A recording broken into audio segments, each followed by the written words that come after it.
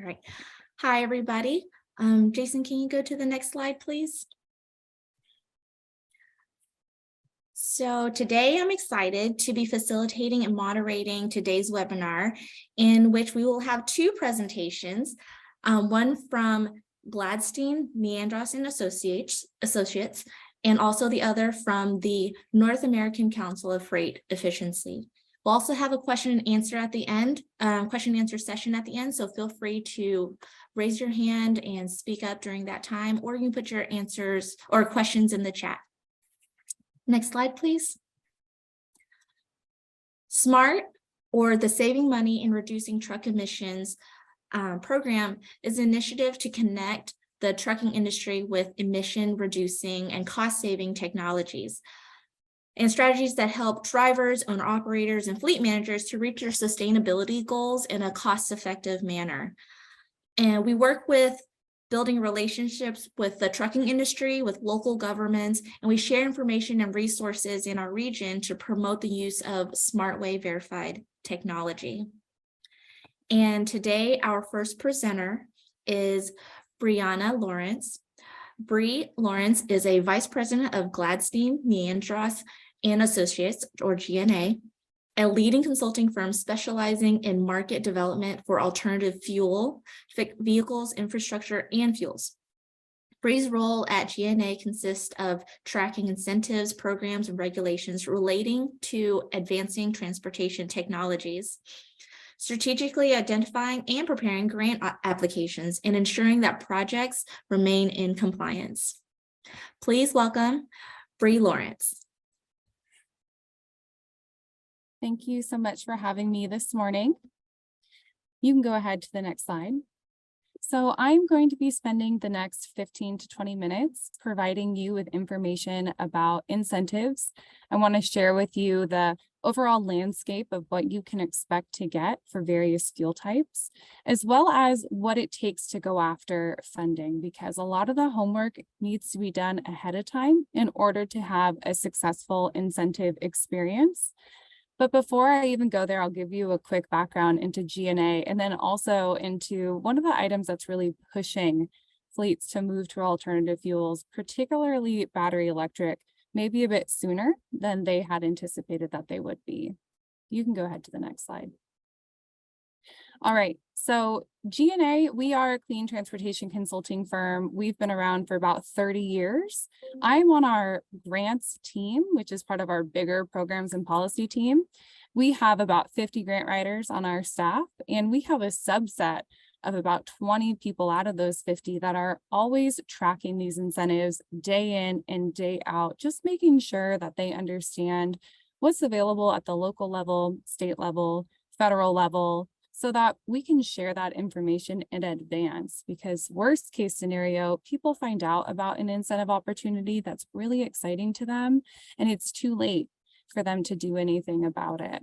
What I'm showing on my slide here is actually an event that GNA, the company I work for, organizes. It's called ACT Expo, the Advanced Clean Transportation Expo. And it is the largest gathering of fleets and OEMs, infrastructure providers, policymakers that are in the clean transportation space across the entire country. So if you want to really go in and ask questions and, meet with everyone that while they're all in the same room, this is an opportunity to do that. And that'll be in Anaheim, right across the street from Disneyland, here in early May. And that's put on by our creative team. So we have the grants team that I'm on, the creative team that puts on ACT Expo, and then we have a technical team of engineers. So if there are any questions today about how these technologies work and really getting into the nitty-gritty, I'd be happy to connect you with our technical experts on the GNA team. You can go to the next slide. All right, so you're probably wondering, what the heck is this regulatory slide doing up on the screen right now? So I need to just take a step back and say, there are some fleets that are moving to alternative fuels because they want to protect the environment, and that's wonderful. There are fleets moving to alternative fuels because their company has set really aggressive goals for themselves to reduce their emissions. Then there are some companies out there that are doing it because there is a regulatory requirement to do so. And the cost of not being compliant with that regulation is really high. So I'm sharing this with you because there are rules that are going to push people to move to alternative fuels. And so if you can get out ahead of them, you're going to want to use funding to stay out ahead of them. If you have to buy a battery electric truck, boy, it's expensive. But if you can get a really nice grant to apply to that worsens the wound or lightens the wound a little bit. So what I'm sharing with you is actually a rule that started in California. It is not currently being thought about by the Texas legislators right now, but it might be in the future. So I want to introduce this to you because this rule is gaining traction fast across the United States. So what this is, very quickly, is called the Advanced Clean Truck Regulation. It is a requirement that the original equipment manufacturers out there, the Volvos and Daimlers and Navistars, start selling a certain percentage of zero emission vehicles within a state.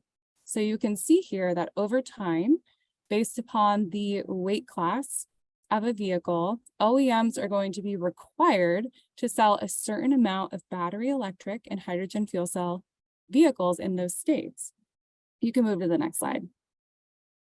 So again, this is a rule for those OEMs. You can see here that 7 states have adopted the rule. They're in yellow. They are mostly focused on the coastlines.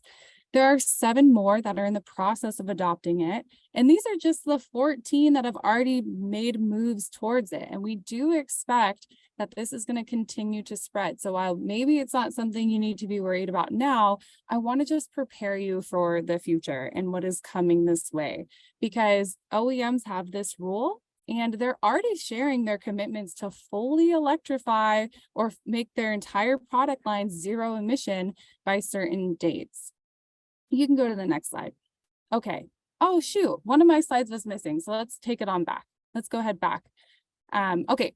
So there is a sister rule to this rule that is fleet focused. So if Advanced Clean Truck is focused on the manufacturers, Advanced Clean Fleet is focused on the fleets themselves. And the Advanced Clean Fleet rule is going to require that fleets have a certain percentage of zero emission vehicles in their fleet by a certain time. And it's paired up with this manufacturer rule, but ultimately in California and the states here that are following California, fleets are going to be required to have zero emission vehicles in their fleets by a certain amount of time. A few quick notes on that. The Advanced Clean Fleet rule isn't currently adopted anywhere. It's expected to be adopted in California in April. And then the other note is that it doesn't apply to everyone. So fleets that have less than 50 vehicles right now don't need to worry about it. So if you have a smaller fleet, you will not have to worry about the requirements to electrify. But you can if you'd like, and we're going to talk about funding to make that more possible. Okay, go ahead to the next slide. Alrighty. So I imagine that there are people on the call that are interested in CNG, maybe they're interested in battery electric, maybe they've got their sights set on hydrogen when that time comes. You can pull up a few more bullets that are on this slide. So I just want to share with you what this entire incentive landscape looks like. So right now across the country, we're seeing more than $11 billion out there. Doesn't mean that there's $11 billion that's applicable to you, but we're seeing more funding now than we ever have. We've seen a huge influx of funding into this space, and we're going to talk more about that. And so this is one of those times where it's like, strike while the iron's hot. We have no guarantee that this funding is going to be here 5 years from now, but it is here right now.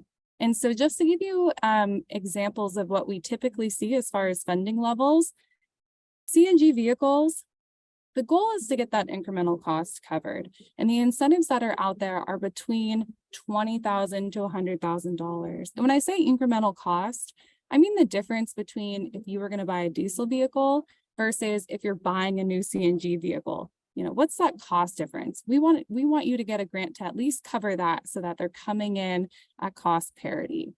Versus if you are interested in a zero emission vehicle, particularly battery electric right now, because we don't have great information about what incentives are going to look like for hydrogen. But for a battery electric vehicle, that cost difference is larger. and the incentives, therefore, are larger. So what we're seeing right now is that the incentive awards are ranging from $80,000, which is on the lower end, to $200,000, which is really not going to potentially cover that full incremental cost, but it's going to get you there. And as far as what types of funding are available, most of the incentives right now are friendly towards battery electric vehicles. There are a lot of programs that we're seeing that are focused on battery electric vehicles. However, if you look at the entire funding landscape, about 50% of incentives are still friendly towards natural gas. Texas in particular is very supportive of natural gas projects. And if anyone on this call is interested in CNG, the Texas Natural Gas Vehicle Grant Program is great. And we'll talk more about that in a bit. Each state, Texas being an exception, typically only has a few grant programs, but TERP is incredible, and you are seeing more offerings, and so is NCT-COG, of course. You are seeing more programs being offered in the states of Texas and California versus other states. And then for the funding horizon, across the board, more than 500 programs. More than half of them are open, which is great, but even better, 40% of them are under development, meaning that it's not available right now, but you can start preparing for it. That under development space for a program is the best place to be because you aren't feeling the pressure of a deadline. You can go ahead to the next slide. Oh, so this is a G&A history. That's okay. I already shared that, so you can go ahead and move to the next slide. All right. So as far as the approach to incentives, let's talk about preparing you for thinking about timing.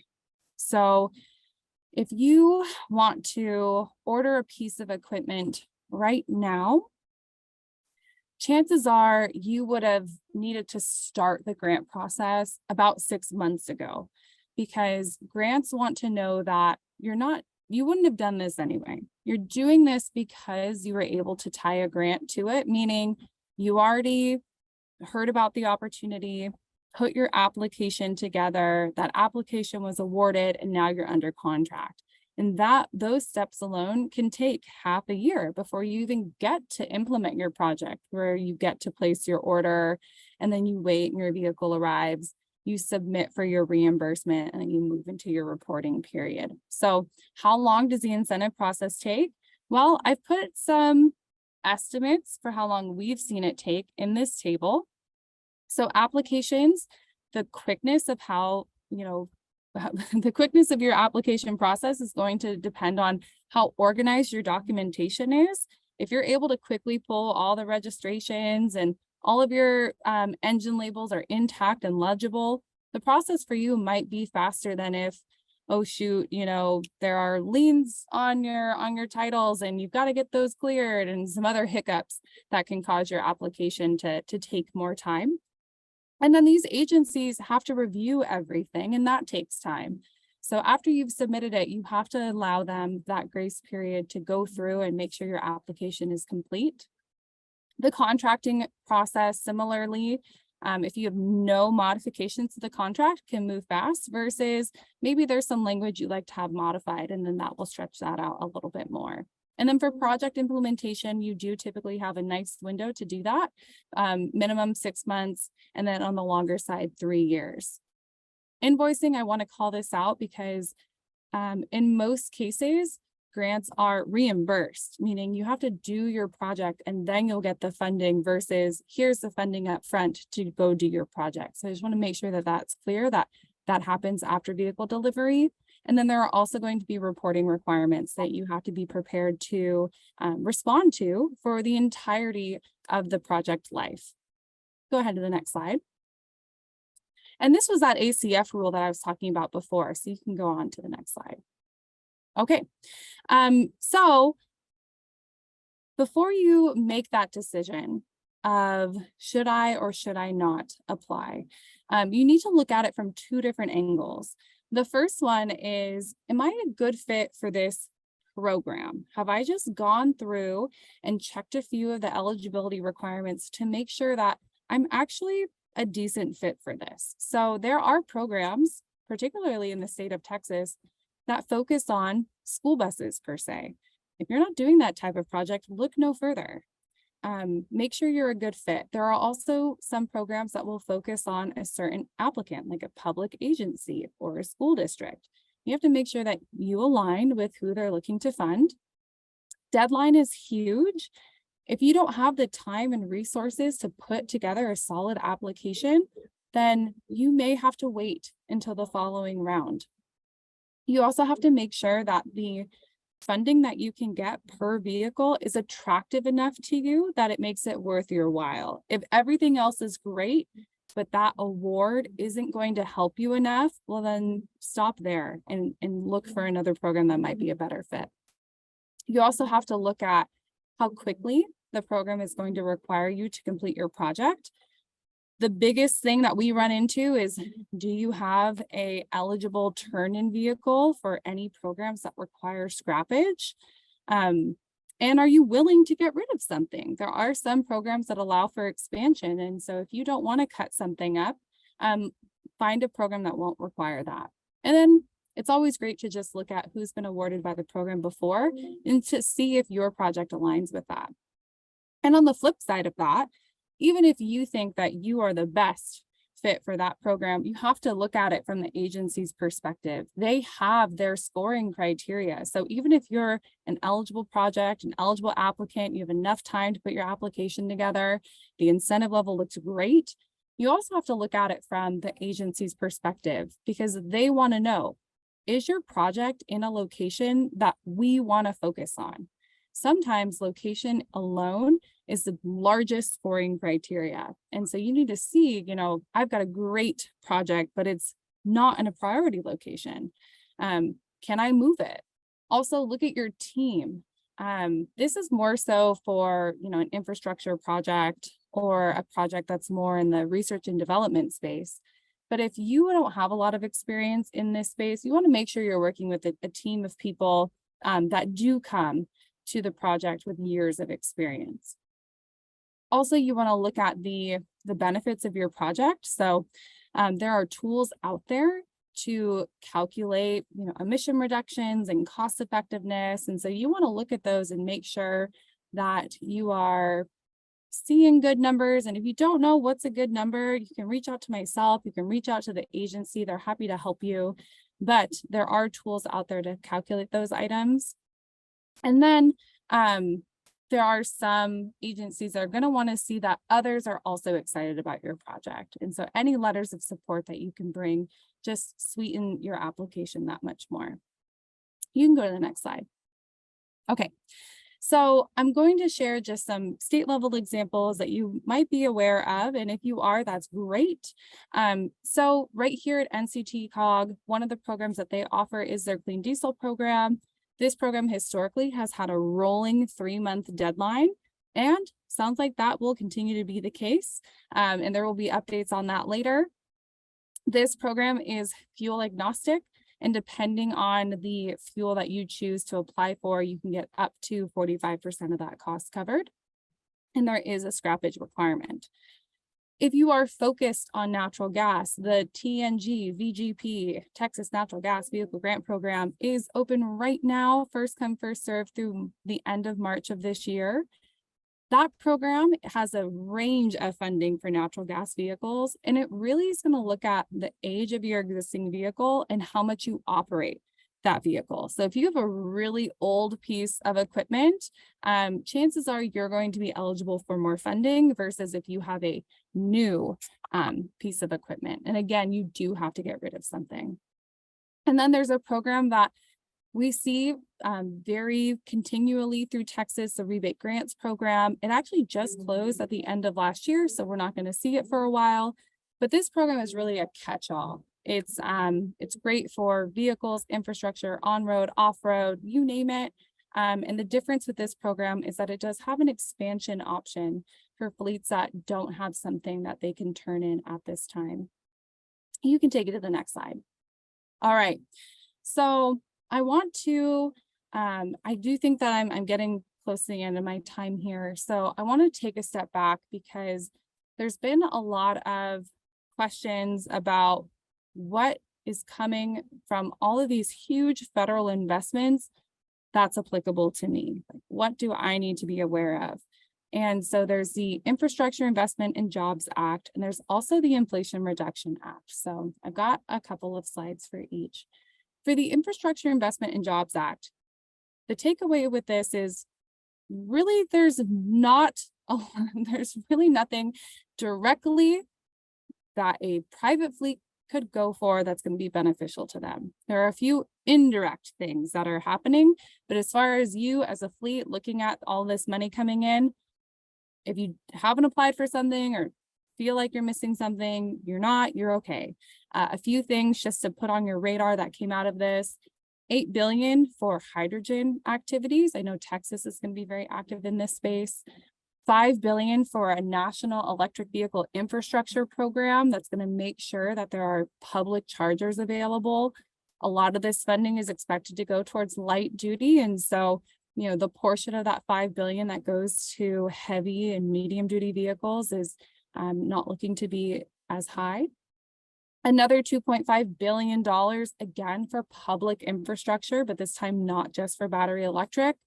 And then $7 billion for manufacturing, because if everyone is going to have to drive an electric vehicle in some of these states, we have to make sure that there's enough going into the supply chain for that so that those vehicles can be developed. Next slide, please. Oh, you can click through because there's a few animations here. And apologies, my slides are a little bit jumbled. You can continue to click through. So for different types of incentives, go on back. For different types of, can you go back to the last slide? For different types of incentives, this is just a reminder that there are tax credits, there are grants, there are rebates and vouchers. They have a little bit of a different profile to them. Tax credits are those no-brainer. If you do something that's eligible for a tax credit, make sure that you're claiming that when you file. Most often in the incentive space, we see grants. Those are the most popular, they're the most time intensive. And then this last one, rebates and vouchers, those are shorter, simpler to go after. They're not as common. But the reason why I want to show these different incentives is because whenever there's an opportunity to combine them, let's explore that. You can take it to the next slide. All right.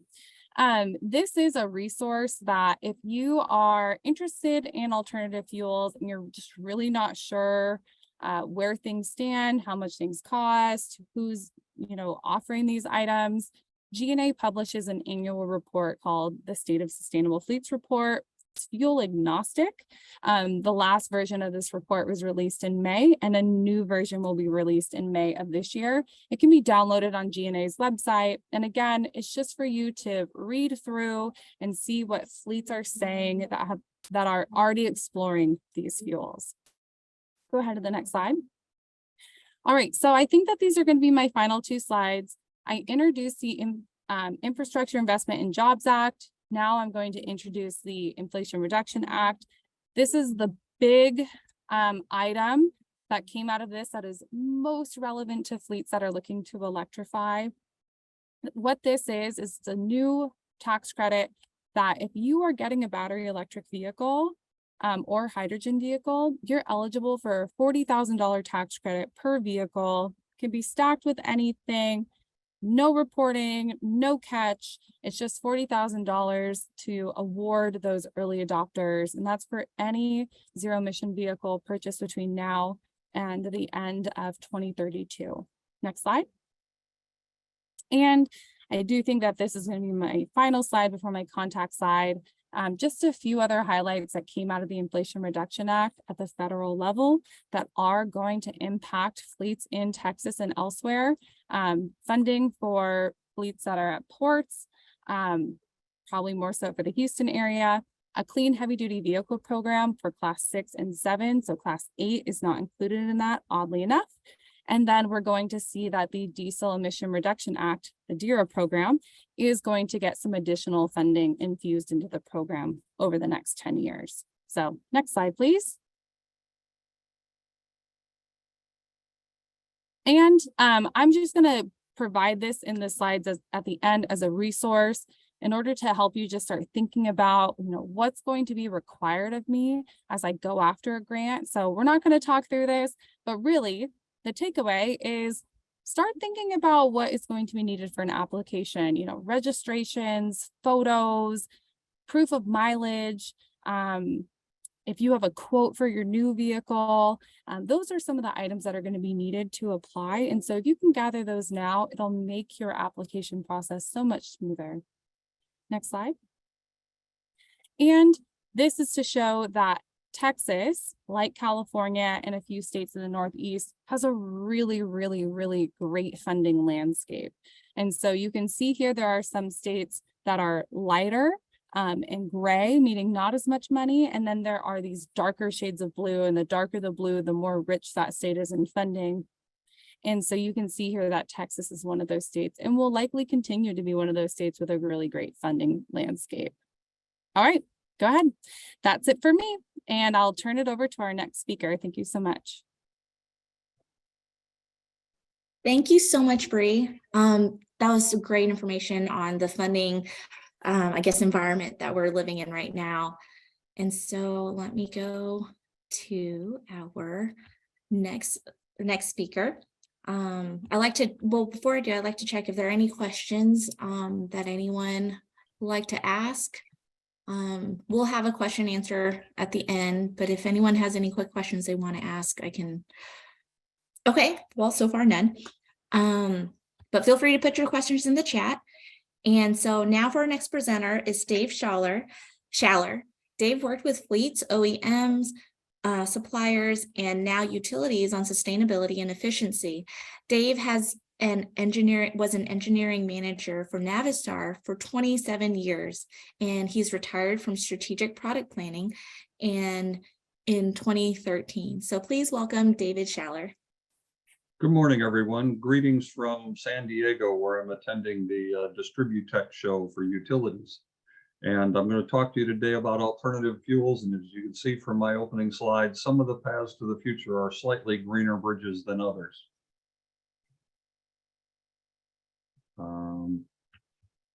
There we go.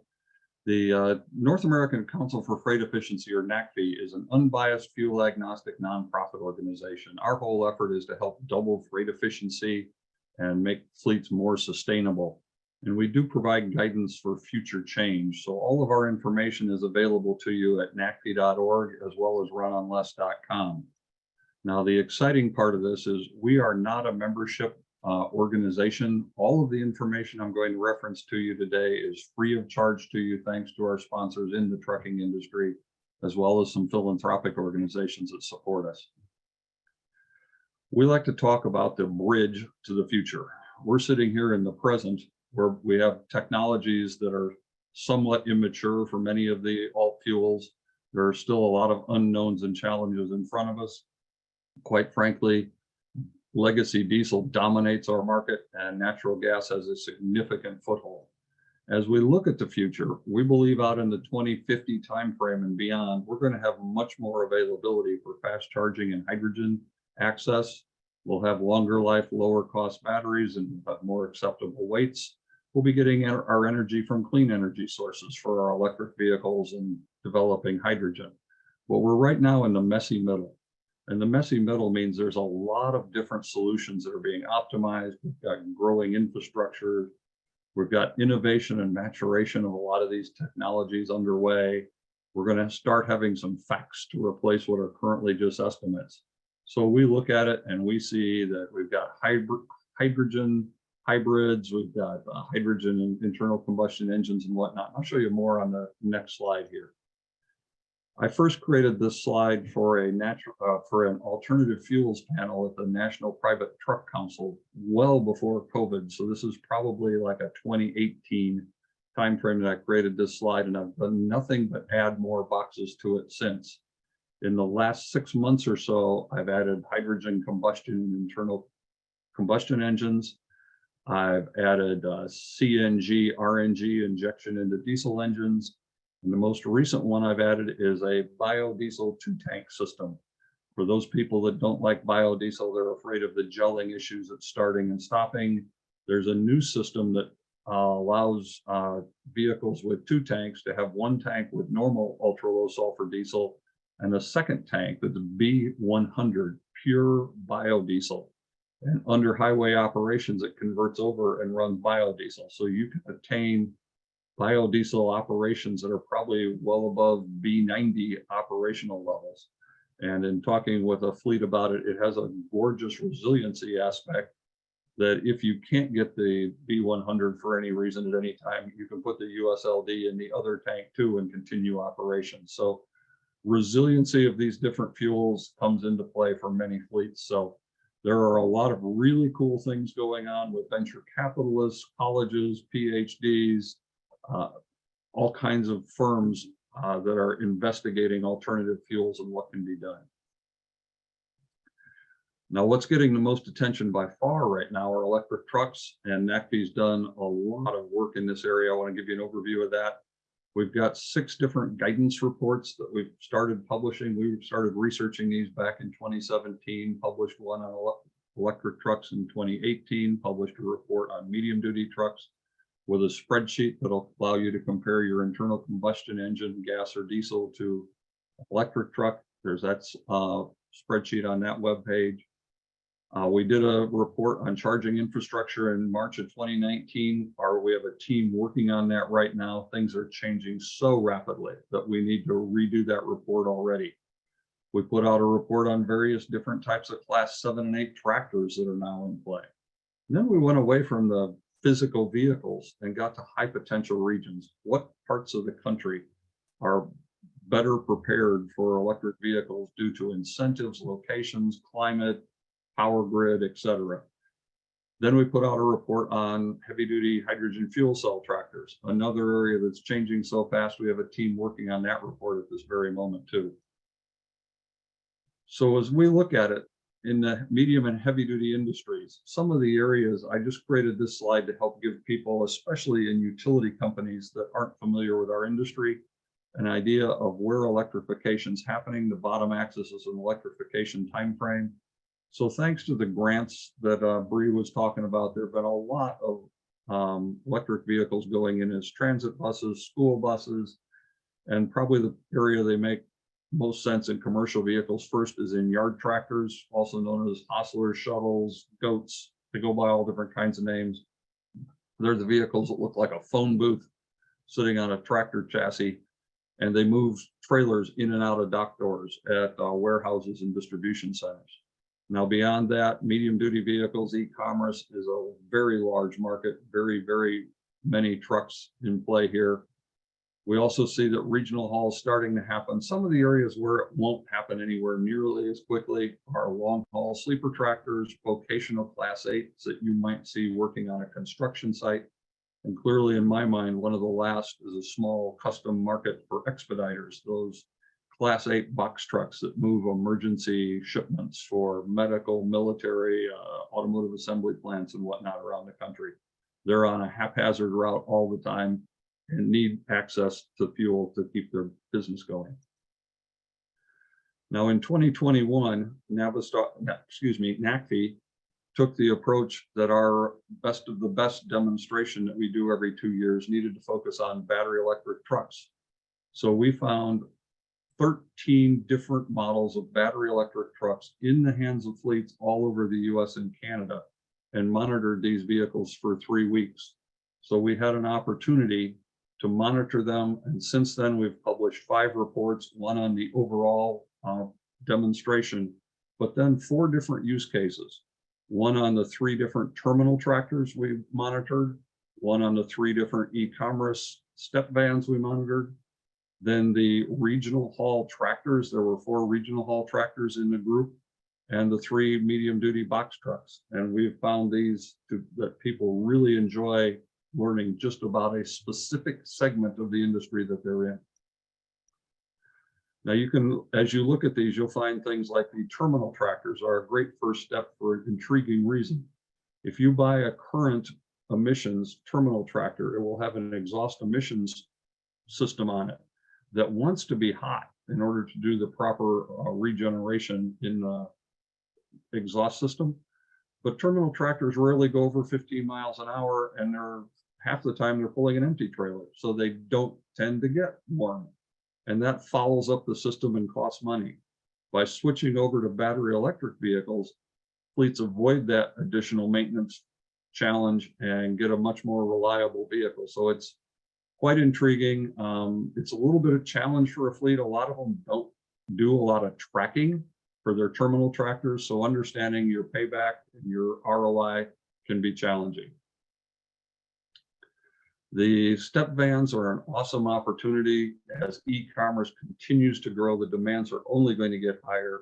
Electrifying these small commercial vehicles easier, because if you'll consider the e-commerce packages you receive at your home, you open that box, there's one heck of a lot of air inside of it, right? So these vehicles aren't carrying much weight. It's easy for them, and the TCO is already coming in parity with internal combustion engines. Just to give you a visual idea of that, if you're comparing against gasoline at $3 a gallon, if you can find that, it's a nice conservative number for this comparison. We look at comparing an electric delivery van, be it roughly a annual fuel savings of $8,000. If your gasoline's higher, that number only gets better. For all of you that are involved in NEVI plans, one of the things we highly recommend for consideration, in order to allow typical box trucks, electric pickup trucks that are pulling in a trailer of any sort, we need to have a pull-through lane behind the charging stations, because these box trucks won't fit into the typical passenger car access. And if you've got any kind of blocks on the end for planters, cement, decorations, and other things, it makes it virtually impossible for a truck to pull up to one of these chargers and use it. So just food for thought as you're implementing NEVI chargers. Now, if you're trying to get your team educated about electric vehicles, we've got you covered. We went out and spent 2 days with each one of these fleets. We videotaped the vehicle, we videotaped the driver, we videotaped the fleet owners, the OEM manufacturers. This funny little figure in the bottom, our executive director likes to refer to the fact that a lot of people feel about electric trucks that they're kind of like Bigfoot. They've heard about it, they've seen a fuzzy picture on the internet, but they're not really sure they exist in real life. We've got videos on each of the 13 vehicles, so that you know it in real life with real drivers how they feel about these. I can tell you folks, drivers love them. Now, if you go to runonless.com, you can look at each one of these 13 vehicles. There'll be a section on the truck to tell you what kind of truck, who made it, what its battery capacity and estimated range are. They'll tell you about the driver, the charging system, and also very importantly about the duty cycle. There are so many different types of loads and different operations. It's important to know, is the truck running heavy? Is it running light? What do they do? We've covered all that for you. Now, additionally, you can see metrics on these trucks. You go to runonless.com and pick the metrics section and select any of the 13 fleets. You can then select any portion of the days this vehicle was running. Additionally, you can pick the units of measure you like, imperial or metric, and the rest of this dashboard automatically populates. So you can look at battery charge versus speed. You can look at battery charge and distance. One of the things I love to show people, look at the energy in the truck for the, let me see if I got that slide in this deck. No, I don't. The truck in Vancouver goes down hills a lot, making deliveries. About 30% of its energy comes from regenerative braking. So some really visual opportunities for you. Additionally, we did our first electric truck boot camp where we had 10 sessions with 4 industry experts on each of these topics every time. And those are still alive on our website and available for you to learn from. So if you only want to pick 1 or 2 that are particular to what you do and what you're interested in, that's available for you. Where it gets very interesting is for 2023, NACFE's board of directors has challenged us to do it again. But last time we showed you technology adoption in a crawling stage. This time we want to get to walking and show a little more growth and challenge. We are looking for 8 fleets with depots that have at least 15 EV trucks on that particular site. So if you know of any of those in Texas, please let us know. We also want to focus this time in 2023 much more on the infrastructure and charging systems. Hence the reason I'm in San Diego at the Distributech Utility Conference. We're also going to do our second EV boot camp series, which I want to share with you. That this year, we should have our website at oneonless.com up and operational yet this week. And we will have live webinars that'll be recorded for people that want to watch them later on utility fleet relationships, grants and incentives. Brianna, we probably want to talk about that one. Truck developments, faster charging, opportunities to extend range, electric resiliency, for instance, microgrids, current and future regulations, managed charging to improve availability, cost, range, scaling charging infrastructure equipment, the whole point of this effort this year, and electric depot site planning and construction. Not a simple challenge, as fleets usually have very flexible lots. That won't be the case in the future. So I get asked frequently, well, how many of these trucks are actually going to be around? And I recommend to people that are not trusting of others to consider ACT Research and FTR, two organizations whose whole business is forecasting in the truck industry. And this projection's at least a year old from ACT Research, but it provides insights into what's happening in the world and how they see it happening. For instance, with new EPA regulations coming in 2027, I don't know if they've stated it, but what's pretty obvious to me here looking at this chart is that the reason there's a big jump in percentage of electric vehicles from 2026 to 2027 is if we get the normal pre-buy, fleets that don't want to be purchasing 2027 technology, they'll purchase extra vehicles in 2026 that are diesels and not many in 2027.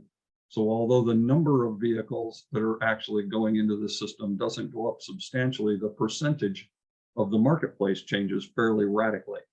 So it's just other things that are going on in the industry that'll help understand why forecasts change and move.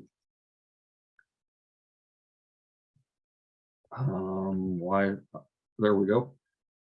For those of you that want to learn about more of the vehicles that are out there, we've more than doubled the number of OEMs, and the ZEDI tool from CalSTART is a phenomenal tool to be able to go in and pick any of these vehicle categories, any time frame that you're looking at, and then this will populate with the logos of the vehicles that are available from OEMs, and you can click on the logos and go straight to their page for those vehicles. Now, where we'd like to talk to folks right now is we're at a very awkward stage where fleets and utilities just have not had in-depth conversations in a lot of situations. A lot of utilities don't know many fleets. They recognize UPS, Amazon. If they know a little bit about the truck industry, they might recognize people like Penske, but there are hundreds of thousands of other fleets out there. And we're really at a point in time where we need utilities talking to fleets and vice versa, so that we can get strategic planning done and infrastructure in place.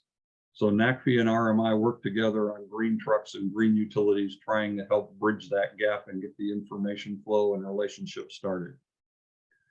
We see the pathways to this occurring as depot-based charging predominantly initially, moving to opportunity charging while vehicles are at stores, airports, water ports, warehouses, etc.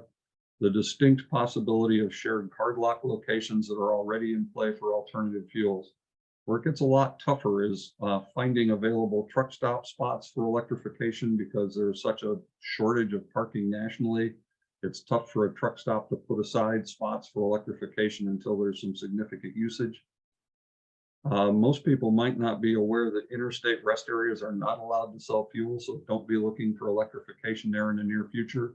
But you can sell fuel on toll road rest areas or plazas. So there are certainly people working on that aspect right now. There are a lot of challenges for EVSE from an activity level in the heavy duty world. This odd colored connector here is the brand new MCS connector that can go a megawatt or above for heavy duty trucks and provide a significantly higher level of charging. So there's a lot of development and changes in this portion of the industry. Another major challenge right now that we've really never discussed previously is that many fleets have warehouses and distribution centers that are leased. And it's very unclear whether the owners of these leased properties will allow electrification infrastructure. One that we know is working heavily on it is Prologis. And they have people assigned to help electrification happen for their facilities.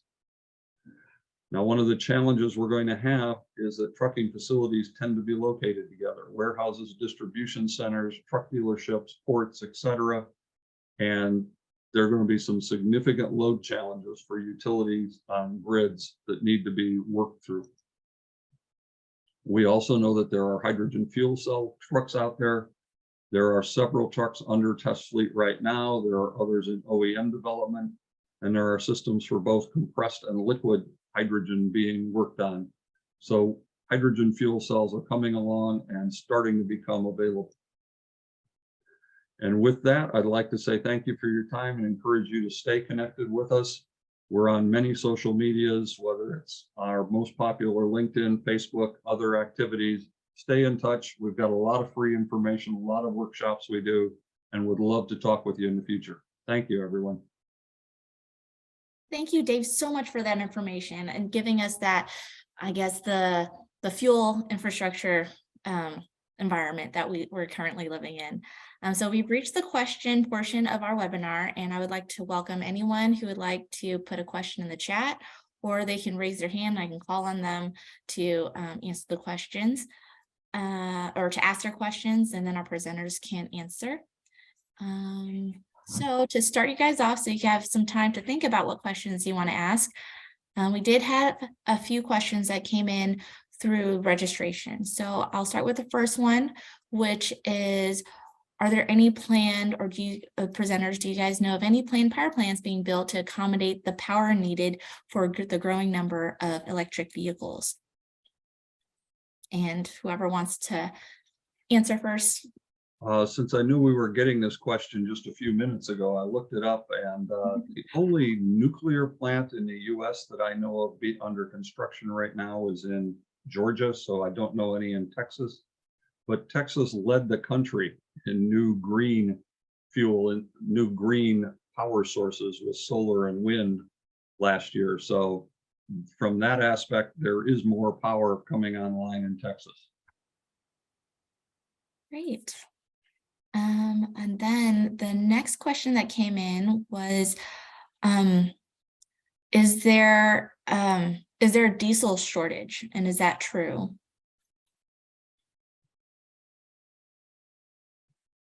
I am not aware of any diesel shortage. Several months ago, there were some discussions of that nature.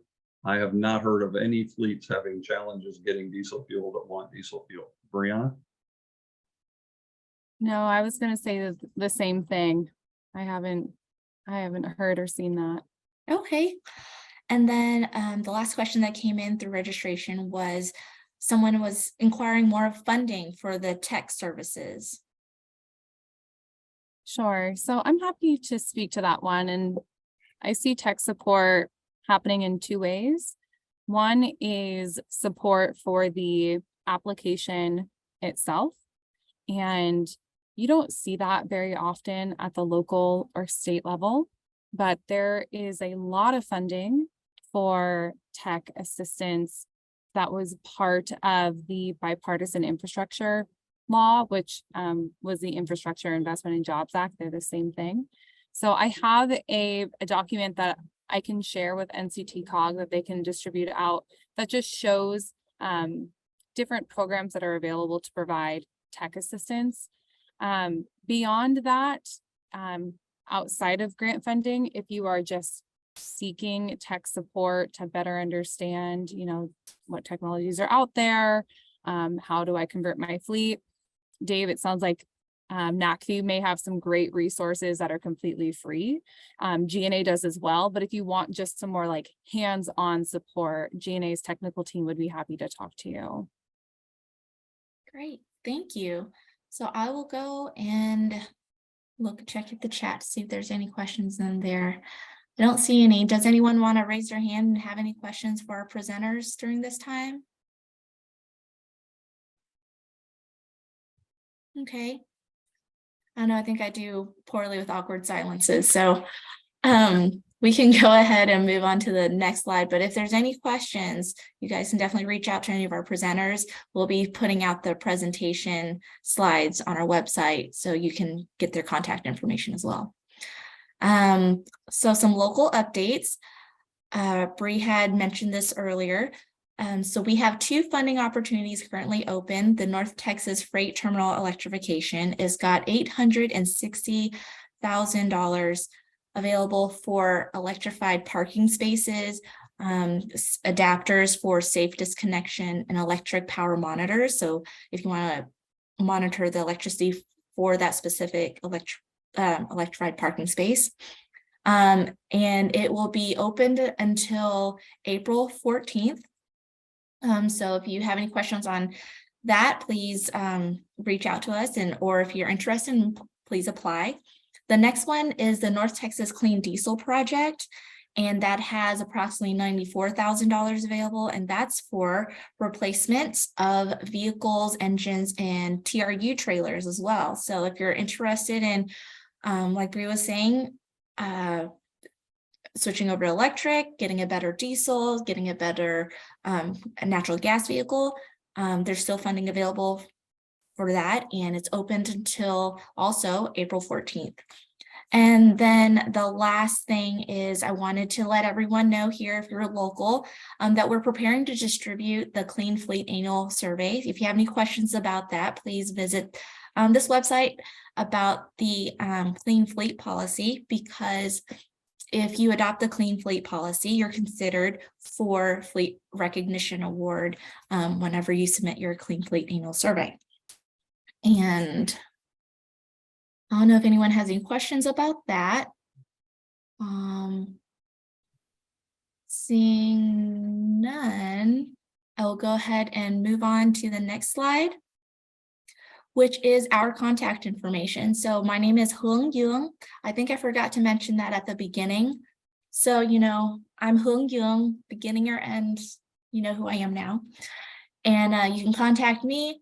You can contact any of our presenters, and I want to thank so much our presenters and for our attendees for joining us today.